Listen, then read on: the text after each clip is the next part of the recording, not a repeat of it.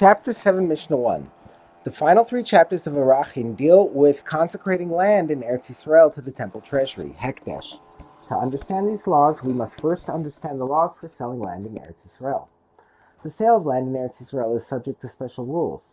The Torah says that any land sold in Eretz Yisrael must be returned at Yovel, the 50th year that follows the 7 Shemitah cycles, to its ancestral owner, Vayikra chapter 25, verse 10.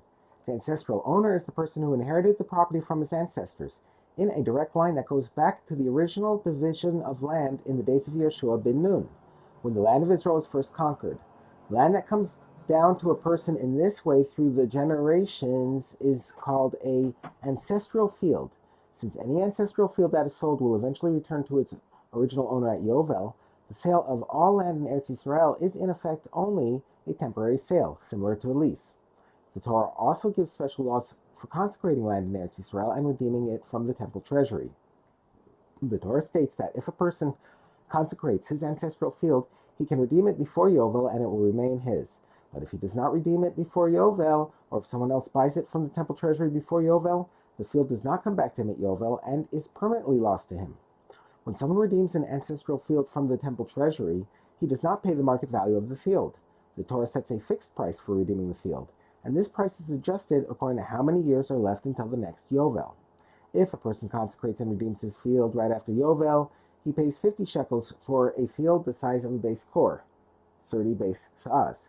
If he redeems it a number of years after Yovel, he deducts from this amount the value of the years that have passed since Yovel, and he pays only for the years left until the next Yovel. Since there are 49 years from one Yovel to the next, the value of each year is slightly more than a shekel. The first three Mishnahs of this chapter discuss the laws that apply to someone who consecrated his ancestral field and then wishes to redeem it from the temple treasury. The Mishnah begins with a law about someone who is thinking of consecrating his ancestral land shortly before Yovel. We now turn to the words of the Mishnah. A person should not consecrate his ancestral land less than 2 years before Yovel.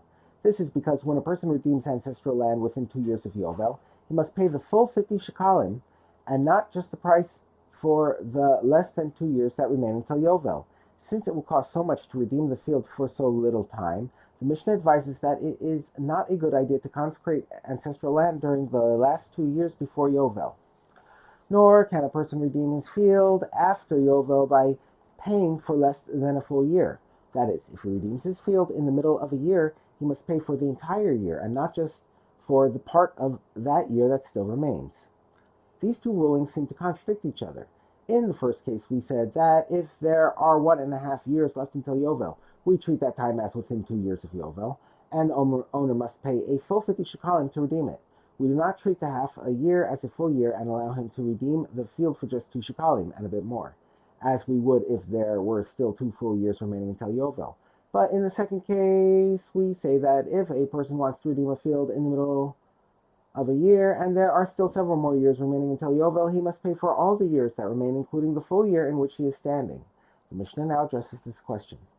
This is because we do not count months when we pay the temple treasury, so that someone paying for part of a year must pay for the full year. But the temple treasury may count months when it is to their benefit to do so. For this reason, when someone wants to redeem a field 1.5 years before Yovel, we do not treat the half year as a full year. Rather, we count it as less than a year, and he must therefore pay the full 50 shekalim. The Mishnah explains how we calculate the price for redeeming an ancestral field from the temple treasury.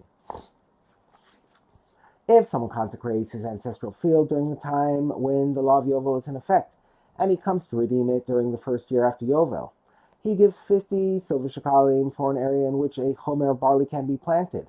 This area is known as base core. If there were cracks in the field that were 10 tefachim deep, and they were filled with water, or there were rocks in the field that were 10 tefachim high, they are not measured together with the field. That is, we do not count the area of the cracks and rocks as part of the base core, and the 50 shekel rate does not apply to them. This is because the 50 shekel rate applies only to land that can be planted, but not to water-filled cracks or rocks which cannot be planted. But if the cracks and rocks are less than 10 tefachim deep or high, they are measured with the field, i.e. we do count these areas as part of the base core because they are considered an insignificant part of the field.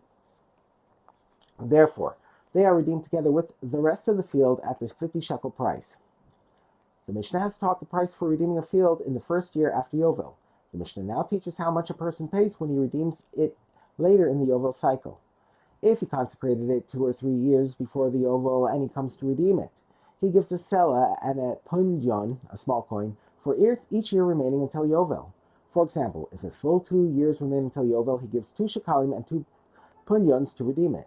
Since 50 shekalim are paid when there are 49 years left until Yovel, the price for each year is a shekel and a punjon. The Mishnah discusses whether the redemption money can be paid in installments. If the Redeemer says, I will give the amount of each year during that year, rather than pay the entire price up front, we do not listen to him. Rather, if he wishes to redeem it, he must give the entire price of the field at once.